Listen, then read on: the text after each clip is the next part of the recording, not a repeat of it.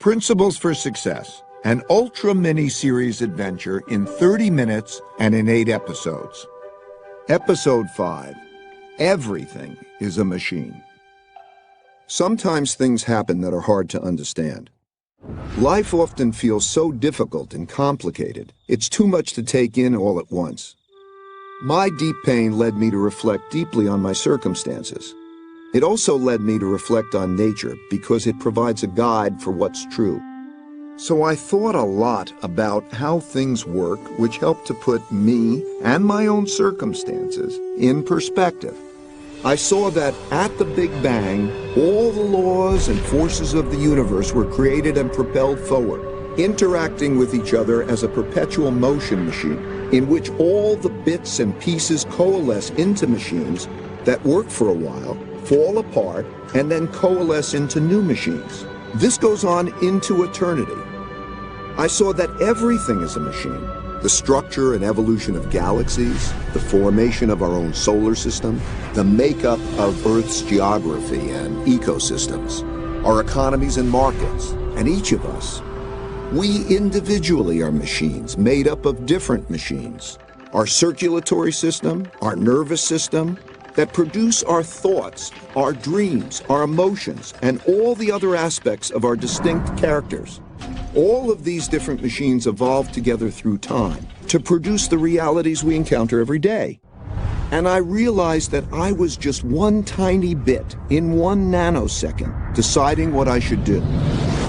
While that perspective might sound very philosophical, I found that it was very practical, because it showed me how I could deal with my own realities in a better way. For example, I observed that most everything happens over and over again in slightly different ways. Some in obvious short-term cycles that are easy to recognize, so we know how to deal with them, like the 24-hour day. Some so infrequently that they haven't occurred in our lifetimes, and we're shocked when they do, like the once-in-a-100-year storm. And some we know exist, but are encountering for the first time, like the birth of our first child. Most people mistakenly treat these situations as being unique and deal with them without having proper perspective or principles to help them get through them. I found that if instead of dealing with these events as one-offs, I could see each as just another one of those, and approach them in the same way a biologist might approach an animal, first identifying its species, then drawing on principles for dealing with it appropriately. Because I could see these events transpire in pretty much the same ways over and over, I could more clearly see the cause-effect relationships that govern their behaviors, which allowed me to develop better principles that I could express in both words and algorithms. I learned that while most everyone expects the future to be a slightly modified version of the present, it is typically very different. That's because people are biased by recent history and overlook events that haven't happened in a long time, perhaps not even in their lifetime, but they will happen again.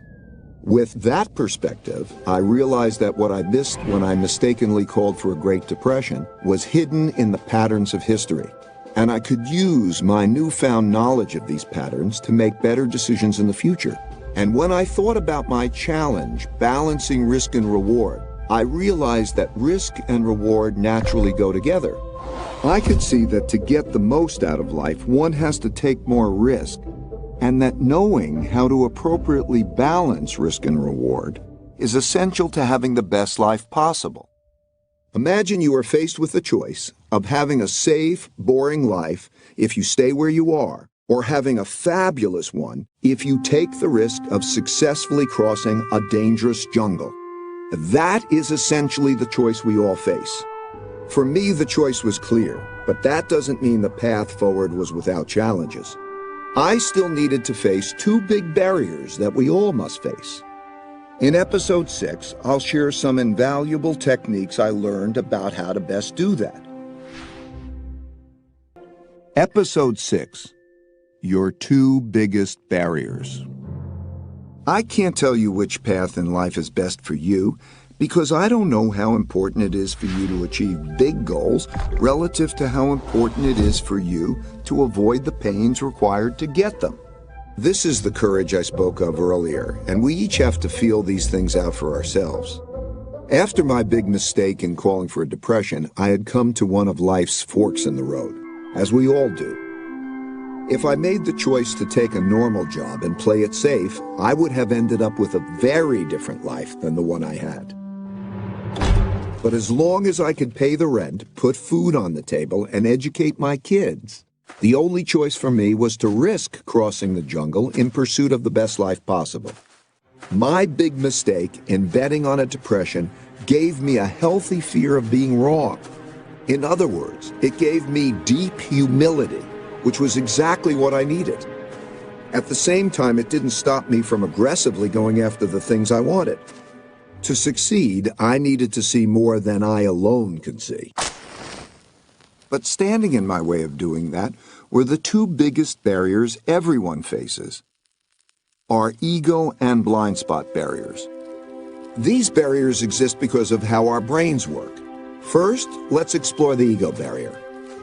When I refer to your ego barrier, I'm talking about the parts of your brain that prevent you from acknowledging your weaknesses objectively, so that you can figure out how to deal with them. Your deepest-seated needs and fears reside in areas of your brain that control your emotions and are not accessible to your higher-level conscious awareness. And because our need to be right can be more important than our need to find out what's true, we like to believe our own opinions without properly stress testing them. We especially don't like to look at our mistakes and weaknesses. We are instinctively prone to react to explorations of them as though they're attacks. We get angry, even though it would be more logical for us to be open to feedback from others. This leads to our making inferior decisions, learning less, and falling short of our potentials. The second is the blind spot barrier. Everyone has blind spots. The blind spot barrier is when a person believes he or she can see everything. But it's a simple fact that no one alone can see a complete picture of reality. Naturally, people can't appreciate what they can't see. Just as we all have different ranges for singing, hearing pitch, and seeing colors, we have different ranges for seeing and understanding things. For example, while some people are better at seeing the big picture, others excel at seeing details. Some are linear thinkers, and others are more lateral. While some are creative but not reliable, others are reliable but not creative, and so on. Because of how our brains are wired differently, everyone perceives the world around them differently. By doing what comes naturally to us, we fail to account for our weaknesses, and we crash. Either we keep doing that or we change. Aristotle defined tragedy as a terrible outcome arising from a person's fatal flaw. A flaw that, had it been fixed, would have instead led to a wonderful outcome. In my opinion, these two barriers are the main impediments that get in the way of good decision-making. My fear of being wrong gave me the radical open-mindedness I needed, and that changed everything. Episode 7. Be radically open-minded. Taking risks and occasionally being ruined wasn't acceptable, and neither was not taking risks and not having exceptional results. I needed an approach that would give me the exceptional upside without also giving me the exceptional downside. When I discovered it, it turned out to be my holy grail. To get it, I needed to replace the joy of being proven right with the joy of learning what's true. This need prompted me to seek out the most thoughtful people I could find who disagreed with me. I didn't care about their conclusions, I just wanted to see things through their eyes, and to have them see things through my eyes, so that together we could hash things out to discover what's true. In other words, what I wanted most from them was thoughtful disagreement. Going from seeing things through just my eyes to seeing things through the eyes of these thoughtful people was like going from seeing things in black and white to seeing them in color. The world lit up. That's when I realized that the best way to go through the jungle of life is with insightful people who see things differently from me. Think about the 5-step process I described earlier. As I said, because we are wired so differently, not everyone can do all the 5 steps well. But you don't have to do them all alone. You can get help from others who are good at what you're not, who are wired to perceive things you can't. All you need to do is let go of your attachment to having the right answers yourself and use your fear of being wrong to become open-minded to these other views. In this way, you could point out the risks and opportunities that you would individually miss. I found that taking this radically open-minded approach and believability weighting people's thinking significantly increased my probabilities of making the best decisions possible. This enabled me to ascend to greater heights and greater challenges. In the past, I would have always wanted to do what I myself thought was best. But now I sought out the strongest independent thinkers I could find. I still do. There is nothing better to be on a shared mission with extraordinary people who can be radically truthful and radically transparent with each other. This approach led me to create a company with a unique idea meritocracy, operating in a unique way that produced unique successes. In an idea meritocracy, you get the best of everybody.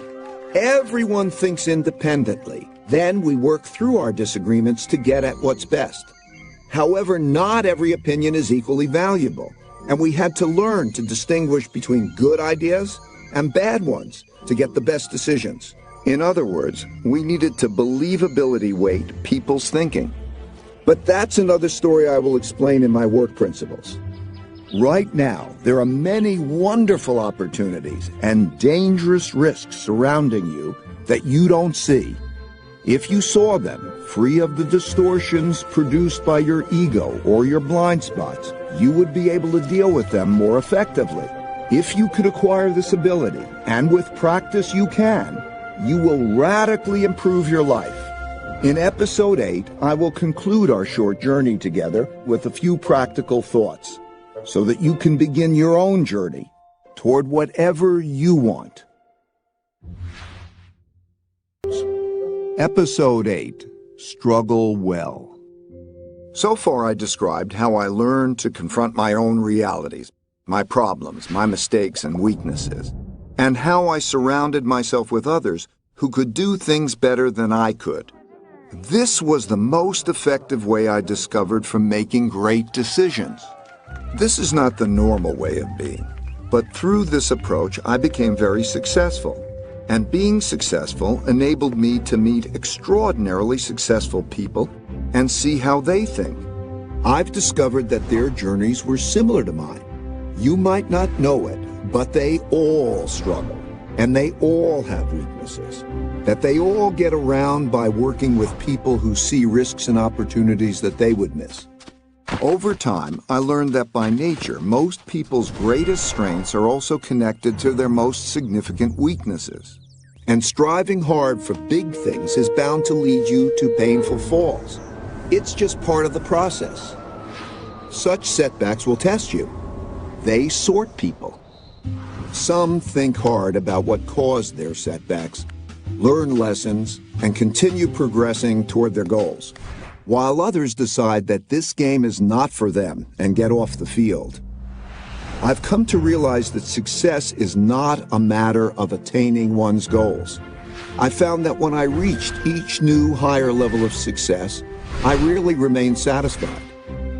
The things we are striving for are just the bait. Struggling to get them forces us to evolve, and it is this struggle toward personal evolution with others that is the reward. I no longer wanted to get across the jungle, but instead wanted to find greater and greater challenges to go after. Surrounded by great people, working together on a shared journey. Eventually, the success of the mission and the well-being of the people alongside me became more important than my own success. I also started to see beyond myself and wanted others to be successful when I'm no longer here. I realize that if I fail to do that, I will be a failure. I struggle with this now. We all struggle with different things at different times, until we either choose to give up or until we die and become part of the larger evolutionary story. This is how all machines work and are recycled through time. When a machine breaks down, its parts go back into the system to become parts of new machines that also evolve through time. Sometimes this makes us sad because we become very attached to our machines. But if you look at it from the higher level, it's really beautiful to observe how the machine of evolution works. Now you must decide for yourself how you will evolve. Forget about where these principles came from. Just assess whether or not they are useful to you and evolve them to suit your own needs. As with all of life's decisions, what you do with them is ultimately up to you. My only hope for you is that you have the courage to struggle and evolve well to make your life as great as it can be. Thank you and goodbye.